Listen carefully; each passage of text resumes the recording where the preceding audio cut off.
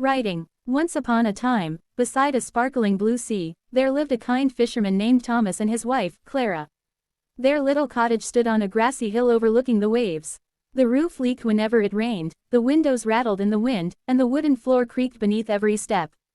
Yet Thomas always woke with a smile because he believed that happiness came from an honest day's work and a thankful heart. Every morning before the sun peaked above the horizon, Thomas kissed Clara goodbye, picked up his fishing net, and pushed his small wooden boat into the calm water. Clara packed him a simple lunch of bread, cheese, and apples. "May the sea be gentle with you," she always said. Thomas smiled warmly. "The sea has always been my friend." He loved the quiet mornings when the sky turned shades of pink and orange. Dolphins sometimes swam beside his boat, and white seagulls circled overhead, singing cheerful songs. Thomas never caught more fish than he needed because he believed every creature deserved respect. One peaceful morning, after several hours of fishing, Thomas threw his net one final time. When he pulled it back into the boat, he gasped. Instead of ordinary fish, a magnificent golden fish shimmered in the sunlight. Its scales sparkled like tiny diamonds, and its eyes glowed with kindness. As Thomas carefully lifted it from the net, the fish suddenly spoke. "Please don't be frightened," it said softly. "I am the guardian of the sea." Thomas nearly dropped the fish in surprise. You can talk." The fish nodded. "Long ago, magic blessed these waters. Those who protect the sea may sometimes meet me. Please set me free, and I promise I will remember your kindness." Thomas looked at the beautiful creature for only a moment before smiling. "I would never keep someone who asks for freedom." Without asking for anything in return, he gently lowered the fish back into the sea. Before disappearing beneath the waves, the fish smiled. "Your heart is truly generous. If you are ever in need, simply call my name." The water shimmered, and the fish vanished. That evening Thomas returned home with only a few ordinary fish for dinner. While Clara prepared supper, Thomas told her everything that had happened. Clara listened with wide eyes. "A magical fish," Thomas nodded. "It offered to grant a wish if we ever needed help." Clara looked around their tiny cottage. Rainwater dripped into buckets placed around the room. The old table leaned to one side, and their chairs had been repaired so many times they barely stood upright. "You should ask for a better house," Clara suggested. Thomas shook his head gently.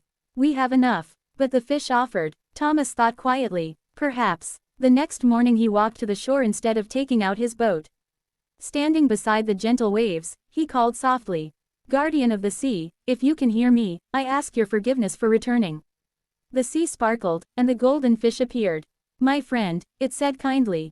"What troubles you?" Thomas looked embarrassed. "My wife wishes for a house that doesn't leak whenever it rains." The fish smiled. "Go home." Thomas thanked the fish and hurried back. When he reached the hill, he stopped in amazement.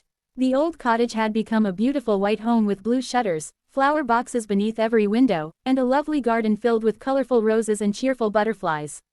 Clara ran outside laughing. "It's wonderful." For many weeks they lived happily in their new home. The roof never leaked, warm sunlight filled every room, and birds built nests in the trees nearby.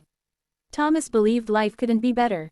But as time passed, Clara began comparing their home with the grand mansions owned by wealthy merchants.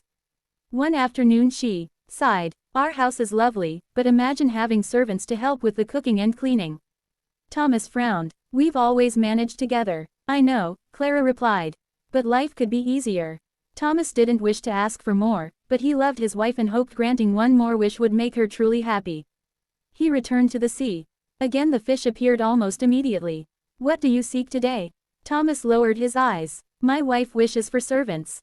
The fish nodded calmly. "Go home." When Thomas arrived, their lovely house had become a magnificent mansion with marble steps, tall windows, and beautiful fountains. Friendly servants greeted them politely and prepared delicious meals every day. At first Clara was delighted. She wore elegant dresses and enjoyed relaxing while others handled every chore. Months passed. Soon even the mansion no longer satisfied her. She watched noble families riding in shining carriages and thought, "If only I lived in a palace." One evening she spoke firmly. "Thomas, I want a palace." Thomas stared at her in disbelief. "A palace? Why? So we can live like royalty." Thomas sighed deeply. "We already have more than we ever dreamed. But others still have more." With a heavy heart he returned once again to the shore. This time gray clouds drifted across the sky. The golden fish appeared. "My friend." Thomas hesitated. "My wife wishes for a palace." The fish remained silent for a moment before speaking. Go home. Thomas walked slowly back. Where the mansion had stood now rose an enormous palace with sparkling towers, golden gates, and endless gardens. Musicians played beautiful songs while fountains danced beneath the sunlight. Clara clapped with excitement. I knew life could become even better. Thomas tried to smile, yet somehow the palace felt colder than their little cottage.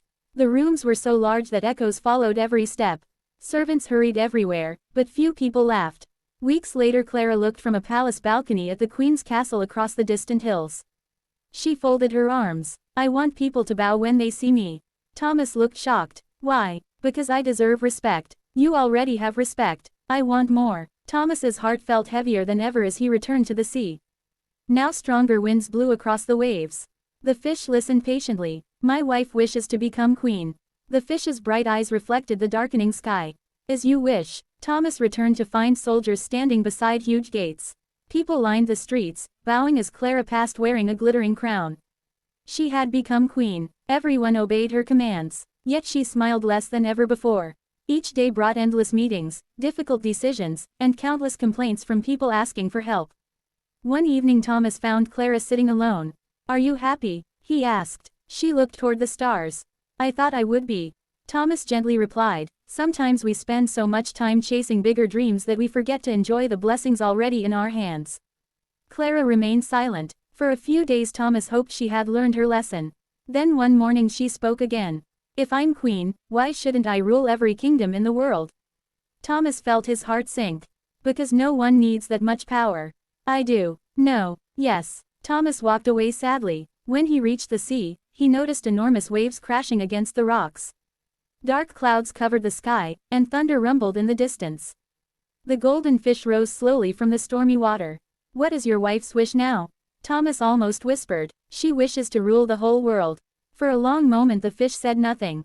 Finally it spoke in a quiet voice. Return home. Thomas hurried through the storm. Rain poured from the sky. Lightning flashed overhead. When he reached the hill, he stopped in complete silence.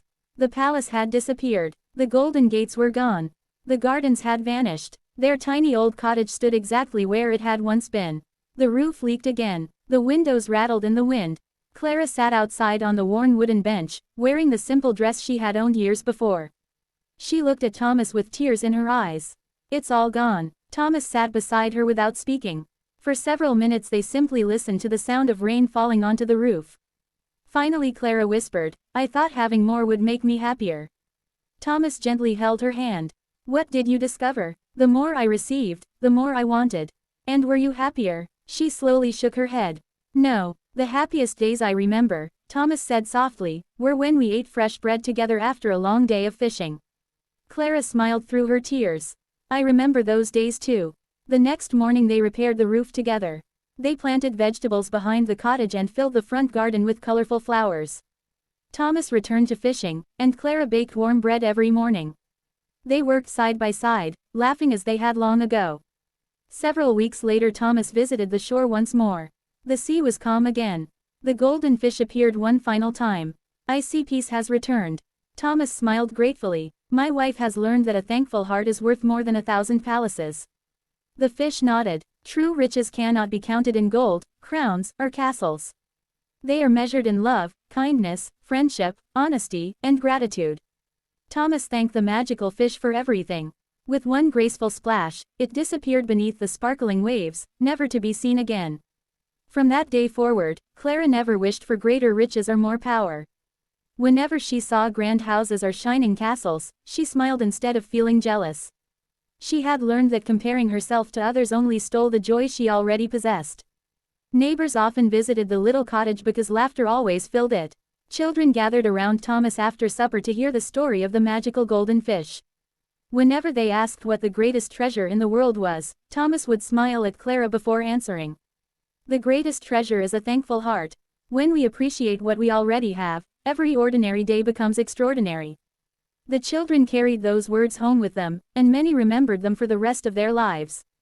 And so Thomas and Clara lived happily beside the sea, not because they owned the finest house or wore the richest clothes, but because they discovered that love, gratitude, and kindness are treasures that never fade. And they all lived happily ever after.